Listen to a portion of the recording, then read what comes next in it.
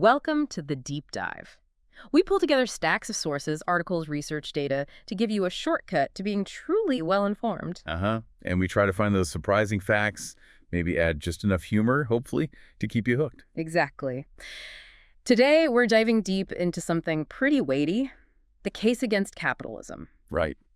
Now look, for 2 centuries, capitalism has been this, well, undeniable engine of growth, innovation. Absolutely. Lifted millions out of poverty, driven incredible advancements, no doubt about it. But there's this growing chorus now. You hear it everywhere. Scholars, activists, even, mainstream institutions pointing to some really serious systemic problems, issues that seem to have emerged and, frankly, gotten much worse. That's right. And our mission today is really to dig into that. We're drawing from a comprehensive report, lots of global data, all making the case that capitalism, well, at least in its current form, might be fundamentally flawed. So we're looking at why these critics are saying our economic system is maybe at a breaking point. Yeah, that's the core question. So what can you, our listener, expect from this deep dive? We're going to unpack 4 major criticisms that keep coming up in the sources. They're all kind of intertwined. Okay, what are they? First, extreme inequality. Second, environmental degradation and the climate crisis. That's a huge one. Can't miss that one. Then labor exploitation. And finally, this issue of excessive corporate power and what it means for, say, democracy. Okay, so 4 big themes. And this isn't just about laying out the problems, right? It's about why they matter. Exactly. And what it means for you, for all of us. All right, let's get into it. First up, this complex issue of extreme inequality. Where do we start? Well, it helps to look back a bit. After World War II, for a few decades, many advanced economies actually had high growth and relatively lower inequality. Okay, so growth was shared more broadly. Sort of, yeah. Thanks largely to things like progressive taxes, strong unions, welfare programs. They help spread the benefits around more. But then something changed. The sources point to a big shift, right? Starting around the 80s. That's the turning point many sources highlight. This era of policy is often called neoliberalism. Which is basically? Think free market ideas, less government intervention. So privatization, deregulation, big tax cuts. Okay. And the effect was? It started shifting the economic benefits less towards workers, much more towards capital owners, people who own assets. Do we have numbers that really show this shift? Make it concrete. Oh, yeah. The figure's pretty stark. Take the U.S., the top 1% share of national income. Right. It basically doubled. Doubled. Yeah, from about 8% in 1979 to around 18% by 2017. Wow. And globally. Even more pronounced, really. The World Inequality Report, the 2022 one, found the poorest half of the world. They own just 1% of global wealth. 1% for half the population. While the richest 10%, they capture over 75%. It paints a very clear picture of where wealth is concentrated. And there's that contrast you mentioned, especially around the pandemic. Right, exactly. The data shows during and after COVID, billionaire wealth just soared. Soared how much? Sources like Oxfam track this. In 2024 alone, billionaire net worth worldwide jumped by, wait for it, $2 trillion. $2 trillion in 1 year. Yeah. That breaks down to roughly $5.7 billion per day. Good grief. That's hard to fathom. It really is.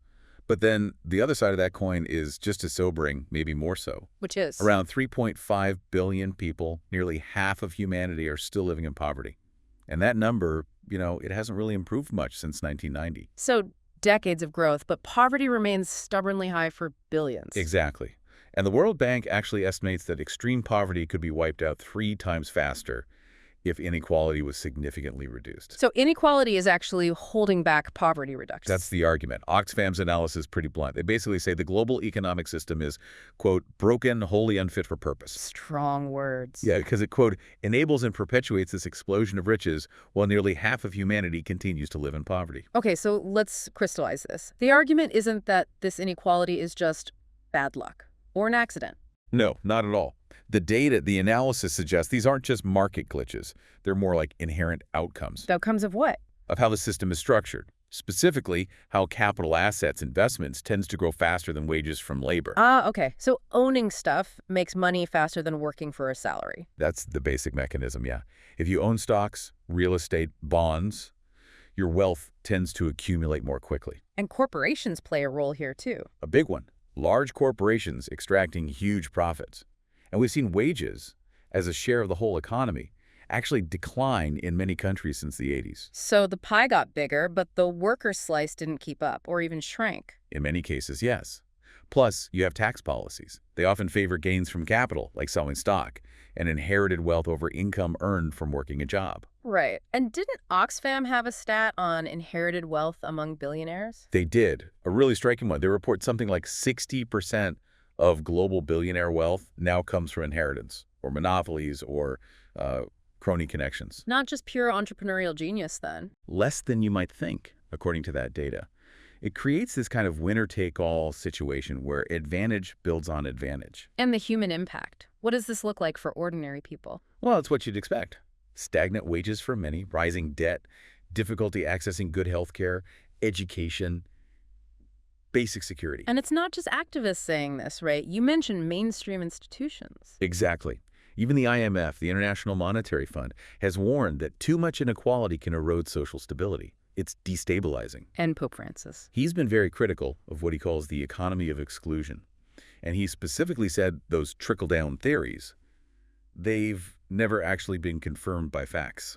Interesting. And this isn't just within countries, is it? There's a global dimension. Absolutely. The report talks about what some critics call modern-day colonialism. What do they mean by that? It's the idea that current economic structures still allow for a massive extraction of wealth from the global south to richer nations, not through direct rule, but through things like unequal trade deals, debt burdens. Debt. How significant is that? Hugely significant. One estimate suggests that between 1970 and 2023, developing countries paid about $3.3 trillion in interest to creditors in rich nations. 3.3 trillion. How does that compare to aid they received? Often it outstrips the aid received. So money is flowing out, not just in. And these deep disparities, they fuel instability, migration, humanitarian crises. So pulling this thread together, the takeaway on inequality is... It seems to be, according to these critiques, a direct outcome of the system. A system designed, intentionally or not, to reward wealth with more wealth, rather than just being some unfortunate side effect. Okay. A stark picture on inequality. And that actually leads directly into the next major critique, doesn't it? The impact on the planet. Absolutely. Yeah. Let's pivot to environmental degradation and climate change. So what's the core charge here, according to the sources? It's pretty fundamental that the relentless pursuit of profit and growth, which is kind of baked into capitalist markets. The engine driving it all? Right. It inevitably leads to overexploiting natural resources, pollution, and not enough focus on long-term ecological consequences. And the sources link this directly to the history of capitalism. Very directly. They emphasize that the global environmental crisis, climate change, biodiversity loss, pollution, all of it is significantly driven by industrial capitalist development over the last couple of centuries. So fossil fuels, deforestation, mass production. All tied deeply to profit-driven enterprise, yes. Is the responsibility spread evenly? Or is it concentrated? Well, that's where it gets really interesting. There was a groundbreaking study, the Carbon Majors study. What did it find? It found just 100 companies, mostly fossil fuel producers, you know the names, ExxonMobil, Shell, BP, Chevron. Right. They were the source of over 70% of global industrial greenhouse gas emissions since 1988. 70% from just 100 companies. Yeah. And get this, over half of all those emissions came from just 25 entities. Wow. So highly concentrated. Extremely. Which brings us to this problem critics call the externality issue. Externalities. Sounds like jargon. What does it mean in practice? It means environmental costs like pollution, carbon emissions are treated as side effects. Things the company isn't financially responsible for. They're external to the balance sheet. So polluting is basically free for the polluter. Often, yes, unless there are regulations or taxes. In a competitive market, if one company spends a lot to cut pollution, it risks losing out to a rival that doesn't. So there's a perverse incentive not to protect the environment. That's the critique. This externality problem isn't just an accounting quirk. It's seen as capitalism's built-in blind spot for the planet. It can actually make ecological destruction profitable. And we know companies knew about the risks, right? Especially oil companies. Oh, yes. Reports show oil companies knew about climate risk way back in the 1970s. But instead of acting, They funded misinformation campaigns and lobbied heavily against climate action to protect profits. There's a documented history there. and the result today is the climate crisis we're living through. Exactly. The devastating impacts are undeniable. The planet's on track for potentially catastrophic warming around 4 degrees Celsius by 2100 if we don't change course dramatically. And even now at about 1.1 degrees of warming. We're already seeing intense heat waves, terrifying wildfires, devastating floods, stronger storms, causing billions and billions in damage, not to mention the human cost. And the system itself has no automatic correction for this. No built-in mechanism, critics argue. Not without strong regulation or intervention. It doesn't inherently value ecosystem health or the well-being of future generations over short-term profit. And this links back to inequality too, doesn't it? The environmental impact isn't felt equally. Not at all. There's this concept of carbon inequality. Meaning? The richest 1% of humanity were responsible for 16% of global CO2 emissions in 2019. 16% from the top 1%. Yes, which is more than the total emissions of the poorest 66% of the world's population combined. So the people contributing least to the problem Suffer the most from its consequences. The UN reports something like 91% of deaths from extreme weather events happen in developing countries. that highlights this ethical clash, right? Between endless growth and a finite planet. Precisely. Capitalism's emphasis on more consumption, more production, endless growth. It seems fundamentally at odds with living within planetary boundaries. And we see the results. Mass deforestation, oceans choking on plastic, the sixth mass extinction. All linked to scaling up these industrial activities. And meanwhile, powerful corporations fight tooth and nail against measures like carbon taxes or pollution limits that might dent their profits. They're still investing in new fossil fuel projects even now. Absolutely. In 2024, the fossil fuel industry was still investing heavily in new drilling and seeking public subsidies. So connecting the dots here, the climate crisis and the inequality crisis are like two sides of the same coin. Tightly interlinked, yeah. The argument is the lavish consumption and profit-making of a few directly drives the environmental destruction that disproportionately harms the many. It's a vicious cycle. Okay, a powerful critique. Let's move to the third major point. Labor exploitation and workers' rights. Where does this argument start?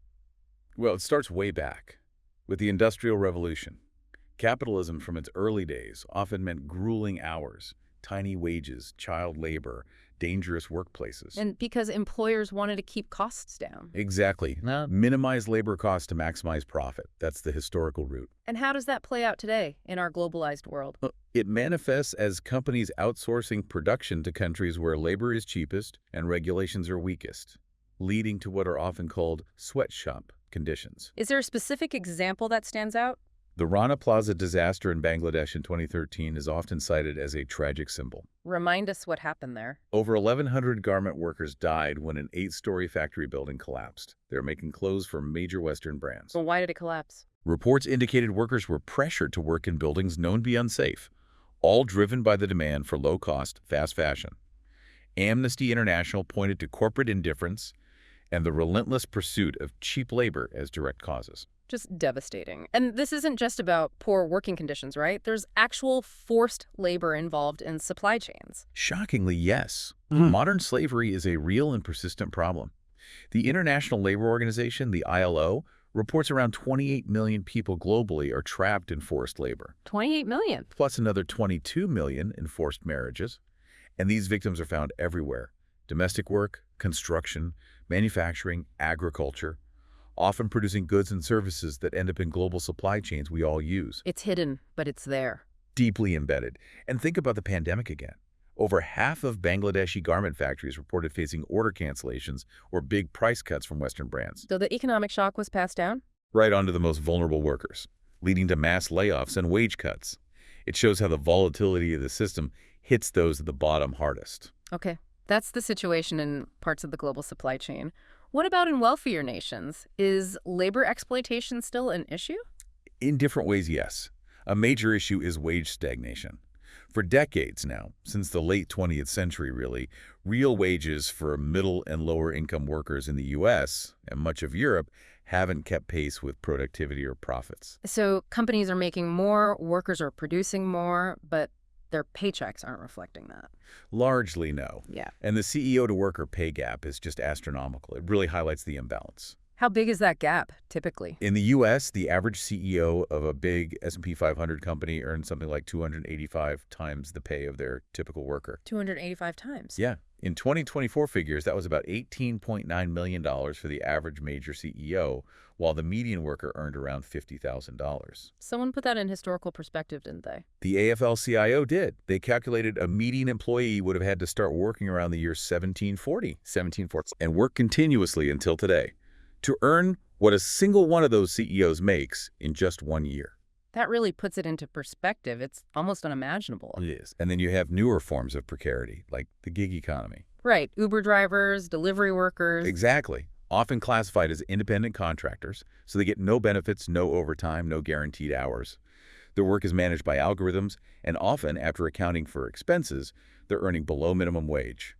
So the sources argue capitalism itself pushes towards these outcomes, this race to the bottom. That's the core argument, yes. The system incentivizes cutting labor costs. That drives automation, outsourcing, and often efforts to weaken or prevent unions. Because unions give workers more bargaining power. Exactly. Without collective bargaining, individual workers have very little leverage, especially when companies can just threaten to move production elsewhere. So it comes back to that question. Is labor seen as people to empower or just a cost line to minimize? The critique suggests the latter tendency is very powerful within the system. Okay.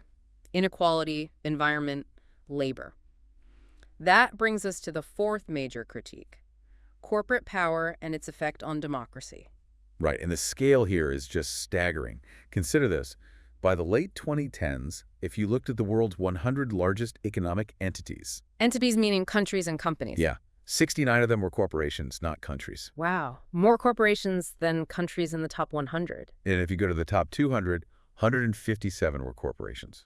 That scale is hard to grasp. Can you give some comparisons? Sure. Back in 2017, giants like Walmart, Apple, Shell, their annual revenues were bigger than the entire GDP of countries like Russia or Belgium or Sweden. Bigger than whole countries' economies. Yeah, and today, tech giants like Amazon or Google have market values comparable to medium-sized nations. And being transnational gives them certain advantages. Huge advantages. They can shift operations, profits, capital across borders pretty easily. They can play governments off against each other who will offer the biggest tax breaks, the weakest regulations. So they operate globally, but aren't really accountable to any single national authority. That's often the case. They can effectively evade meaningful regulation or accountability. And this immense economic power, it translates into political power. Directly. Through lobbying, campaign finance, shaping public discourse. Let's talk lobbying. How much money are we talking about? Billions. In the U.S., it's a massive industry. Take the pharmaceutical and health products sector alone. Okay.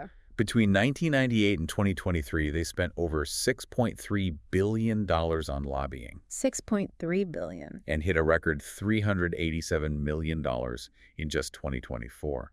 The total official lobbying spending in the U.S. hit a record $4.5 billion in 2024. And what does that money buy? Access. Influence. It means corporate interests often have a much louder voice with policymakers than ordinary citizens or public interest groups. So policies on taxes, labor laws, environmental rules, they get tilted. The argument is they often tilt heavily towards corporate interests and away from broader social or environmental concerns. Which undermines the whole idea of democracy, right? One person, one vote. Exactly. Critics argue it becomes more like $1, one vote. When politicians respond more to wealthy donors and powerful lobbyists, the democratic principle is weakened. Can you give an example? Tax policy, maybe? Yeah, that's a clear one. Despite polls often showing public support for taxing the wealthy and corporations more, corporate tax rates have generally fallen globally over recent decades. Why? Partly due to that race to the bottom, countries competing to attract investment by lowering taxes, and extensive lobbying for loopholes. And court decisions can play a role too, like Citizens United in the U.S. Absolutely. That 2010 Supreme Court decision allowed unlimited corporate spending in political campaigns, essentially saying money is speech. Critics see it as massively amplifying corporate voices in politics, privileging capital over citizens. This power also allows corporations to block regulations they don't like. Definitely. We already mentioned oil and coal companies lobbying heavily against climate action for decades, delaying meaningful policy. And tech companies. They lobby intensely to prevent stronger antitrust laws or data privacy regulations that might curb their power or profits. And then there's the issue of bailouts during crises. Right. What some call socialism for the rich. Think about the 2008 financial crisis or the 2020 pandemic response. What happened? Large corporations, especially in finance, often received massive government bailouts or support, essentially protecting shareholders from losses. While ordinary people. Often faced austerity measures, job losses, foreclosures. So the saying goes, profits are privatized, but losses get socialized. Corporate power also extends to controlling information, doesn't it? It does. Media ownership is highly concentrated, often in the hands of large conglomerates or billionaires. That can shape the news agenda, the perspectives presented. And social media. Platforms influence public opinion through algorithms we don't see or control. Plus, wealthy interests fund think tanks that produce research and commentary promoting pro-corporate policies. So if you put all this together, the scale, the lobbying, the influence on policy and information, what's the overall picture? It paints a picture, according to these critics, where concentrated corporate power effectively hollows out democracy. It fuels public anger, cynicism, distrust. To the point where some analysts use terms like Plutocracy, rule by the wealthy, or even corporate oligarchy. Strong terms, but they reflect this concern about who really holds power. Okay, so we've covered these four major critiques: inequality, environment, labor, and corporate power. How do they relate to each other? Are they separate issues? No, not at all. What's crucial, and what the sources emphasize, is how deeply interconnected they are. They form a kind of vicious cycle. How so? Give an example. Okay, take climate change. It's often driven by corporate activities seeking profit. Right. But its worst impacts fall disproportionately on the poor and vulnerable, which worsens inequality. Okay, makes sense. Another link. Labor exploitation. Squeezing wages or cutting corners on safety boosts corporate profits. Which increases wealth concentration at the top, feeding inequality. Exactly. And that concentrated wealth then fuels more corporate lobbying. Which works to weaken environmental regulations and labor protections. Right, which then makes it easier to exploit both workers and the environment, exacerbating those problems all over again. So it feeds back on itself. So the argument is that these aren't just isolated failures, but part of a larger systemic issue. That's the core contention, that these problems are woven together, stemming from a system organized primarily around profit maximization and competition, which inherently tends to favor capital over equity, sustainability, and maybe even genuine freedom for the majority. Now, we should acknowledge some nuance here. Is the argument that capitalism is incapable of reform? Not necessarily by everyone. Some sources definitely point to examples like, say, the Scandinavian countries. The Nordic model. Right, where you have largely capitalist economies, but with much stronger social safety nets, higher taxes, robust regulations, stronger unions, leading to lower inequality and better social outcomes, arguably. So reform is possible within a capitalist framework. Those examples suggest it can be, at least at a national level. However, there is. Even in those reform systems, global forces are hard to manage. Things like capital mobility companies threatening to leave if taxes go up, and climate change, which obviously requires global solutions. And the recent trend globally hasn't been towards more regulation, has it? Quite the opposite. The dominant trend over the past few decades, as we discussed, has been towards deregulation, privatization, empowering capital, moving away from those more managed forms of capitalism. And do the critics propose alternatives? What comes after capitalism in their view? There's a range of ideas mentioned in the sources. Things like democratic socialism, which emphasizes social ownership and democratic control over the economy. Or worker cooperatives, where businesses are owned and run by their employees. Any other models? Yeah, concepts like donut economics, which tries to define a safe and just operating space for humanity between social needs and planetary boundaries. Or various hybrid models seeking to prioritize social and environmental goals over pure profit. Okay, so let's try to wrap up this deep dive. What's the essential indictment here? If you boil it down, the core indictment against capitalism, as presented in these sources, points to these observable realities we've discussed. Runaway inequality, a deepening ecological emergency, pervasive labor exploitation, and profoundly undemocratic concentrations of corporate power. And the key point is that these aren't seen as random accidents. No. The argument is they are produced, maybe inevitably, by the very incentives and structures of the system itself, by how it works. So this deep dive really reveals a fundamental challenge. It does.